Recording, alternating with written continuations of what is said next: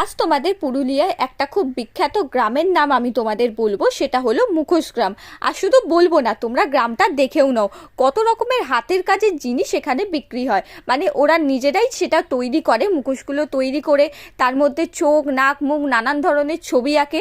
আর তার সাথে হাতের অনেক কাঠেরও জিনিসপত্র সেখানে বিক্রি হয়। গ্রাম মানে পুরো এরিয়াটা জুড়ে শুধু মুখোশই বিক্রি হয়, আর খুব সুন্দর সুন্দর হাতের কাজের মুখোশ ওরা বিক্রি করে। আর সেইখান থেকে অনেক টুরিস্টরা সেই মুখোশগুলো কিনে নিয়ে আসে যে পুরুলিয়ার স্মৃতি হিসেবে।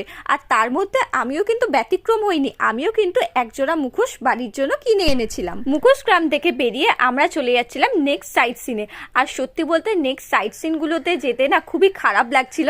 মানুষের আনন্দ হয়, কিন্তু এই মুহূর্তে আমার খুব খারাপ লাগছিল, কারণ এরপরে আস্তে আস্তে আমাদের প্যাকেজে যে সাইট সিনগুলো ছিল প্রায় শেষের পথে, তাই খুবই কষ্ট হচ্ছিল আমার যে এরপর আবার আমাদের ফেরত চলে যেতে হবে।